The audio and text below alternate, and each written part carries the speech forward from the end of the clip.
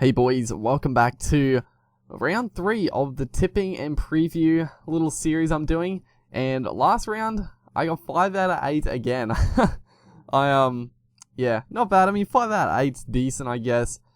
I thought it was an easier week for tipping, but a few upsets. Most notably, it's not, I don't know if it's an upset anymore, but the fucking Tigers did.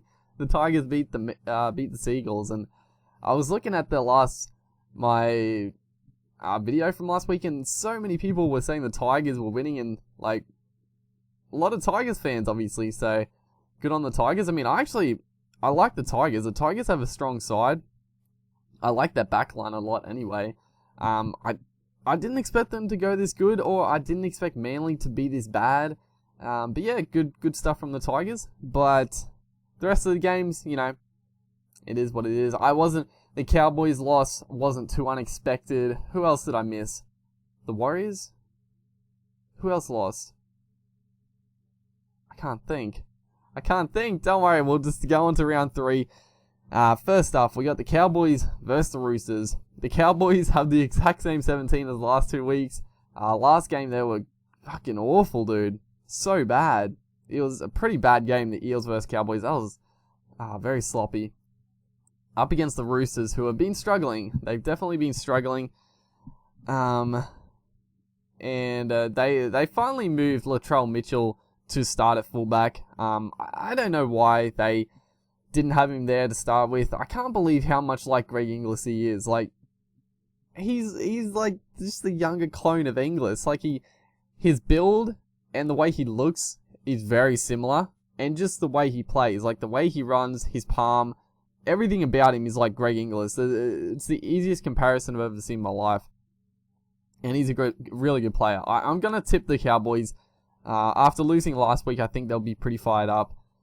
And the Roosters, they've lost 2 in a row, but I just think the Cowboys will come out guns blazing this week. So I'm expecting the Cowboys to pull it out. Next, we got the Bulldogs versus the Eels. So this one's pretty tough. Any changes here? Chase Stanley is named in the centres. He's back from injury in place of Kerrod Holland.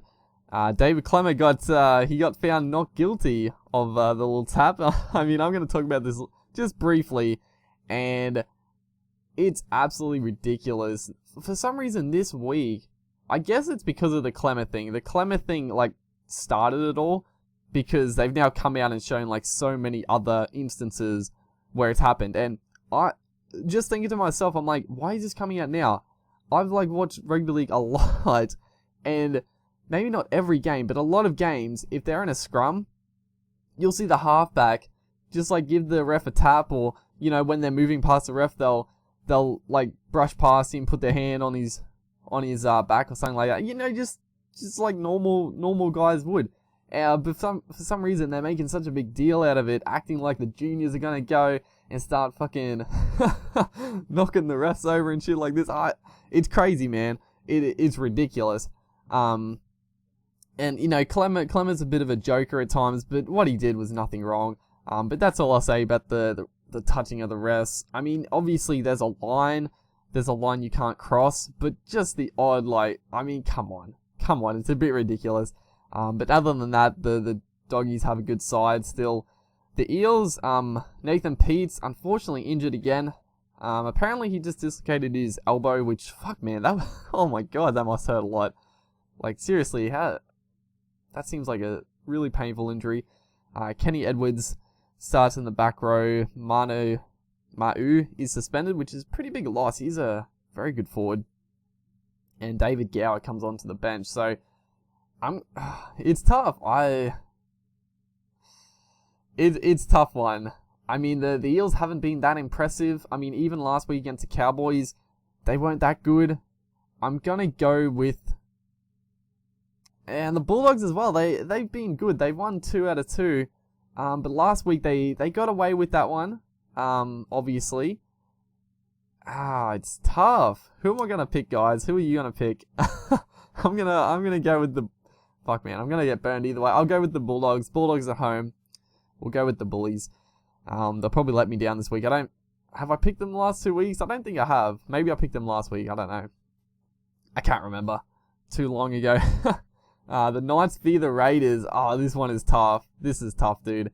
And you might be thinking, why would that be tough? The Raiders are in excellent form, but it's just it's tough because the Knights, they've been so bad, but you know, there's still a chance of winning. If you look at their side, they got the players there. I mean, I don't know how they are this bad. They've got Trent Hodgkinson. I'm not a fan of Hodgkinson. Jared Mullen as well. Not a fan of those two, but they're good players. They got a decent forward pack. And the Raiders, they're just missing so many players. But they do have the cover. I mean, Sam Williams, he's a decent backup halfback. And Lachlan Croker obviously debuted last week. He was good. Honestly, I'm going to go with the Knights. I just don't think... I think the Raiders will struggle. I think the Knights will finally pick it up. They're playing at home. I'm probably going to regret this tip. I feel like the Knights are going to let me down, but I just can't pick the Raiders with so many of their players out. Also, Leilua is suspended as well. I just can't pick the Raiders with all their injuries. I feel like they're going to struggle this week. But we'll see. We'll see what happens. I'm pretty sure most people probably pick the Raiders in that one. Could be wrong. The next one, Panthers v the Broncos. So James Roberts, I'm guessing, isn't suspended. I know he then got charged after this Clemmer thing, but if Clemmer got off, then obviously Roberts must get off. Unfortunately, Corey Oates is out injured, which is a huge blow. I mean, one of the best players running around this year. Obviously only been 2 games, but he is an absolute beast on the wing. And the Panthers here, Will Smith returns at fullback. I don't know if that's a good thing. I don't know about that. For Dean Farrow, who's injured, well, that's a big loss. And Tyrone Peachy and Peter Wallace have been named at 5'8" and hooker respectively. So I think, Peter Wallace played hooker last week, and Peachy played in the halves. So it's a bit weird, but I think that's the right thing because Peachy is definitely more dangerous as a runner, right?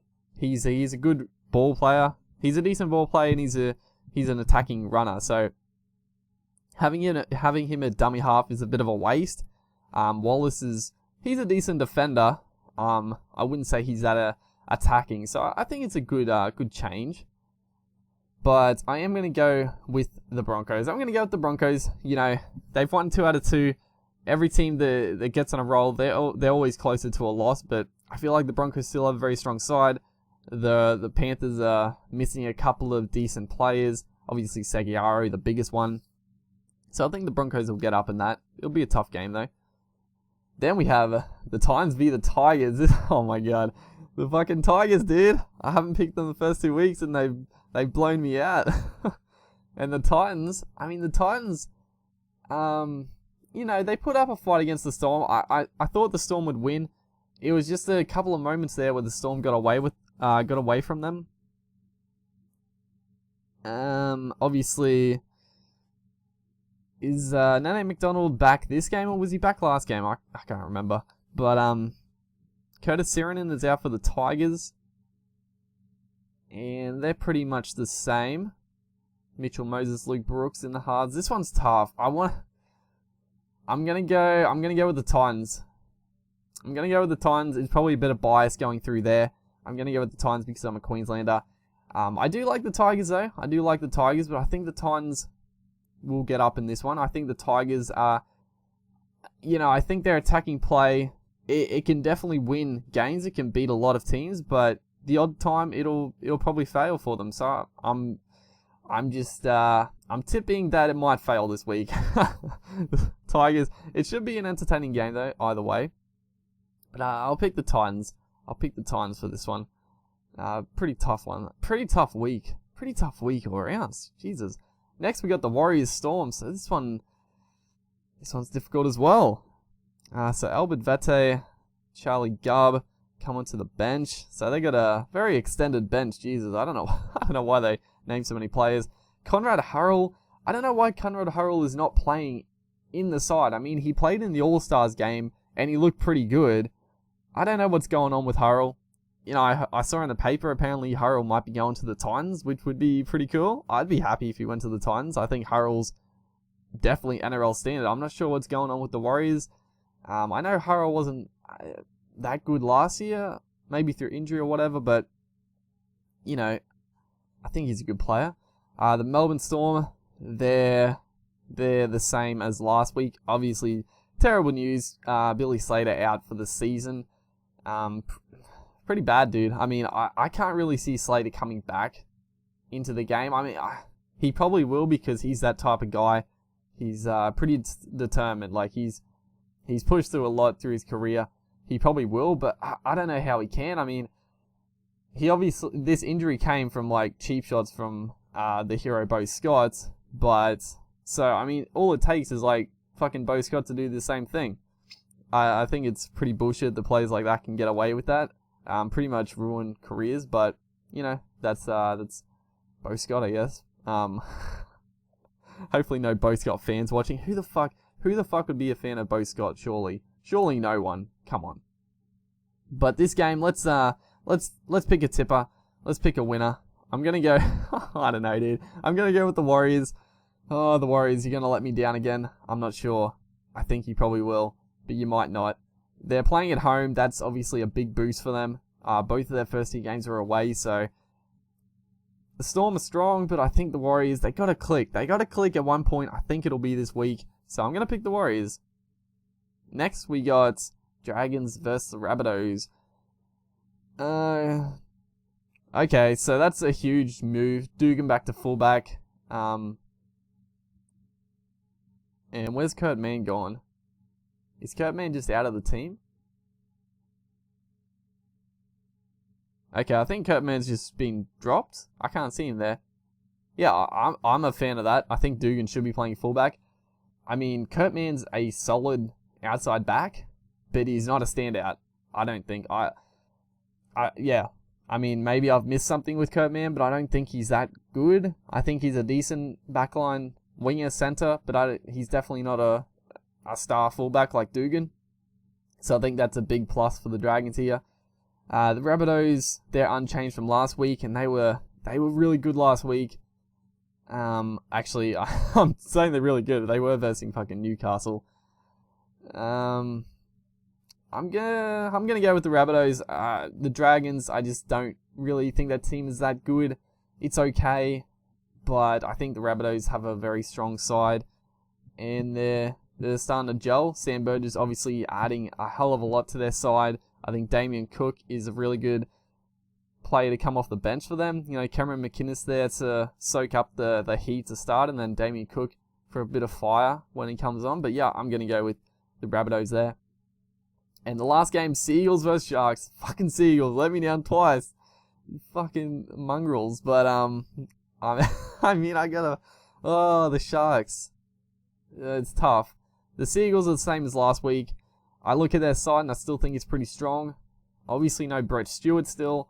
Dylan Walker probably isn't a 5'8", but I mean, they got a good backline, they got a good forward pack. And then obviously the Sharks, Chris Hyington has been named to return.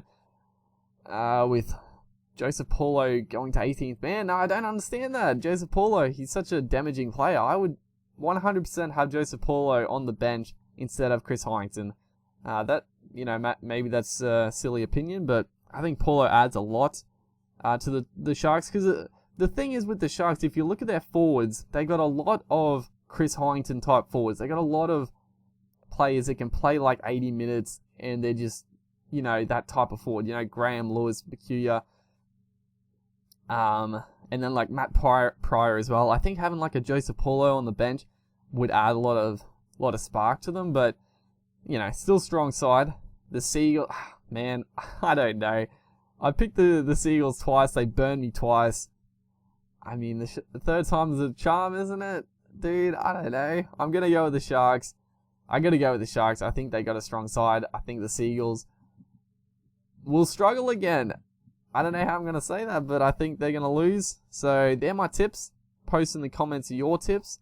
Hopefully I get 8 out of 8 for once. 5 out of 8's not cutting it anymore. But I'll see you guys next time.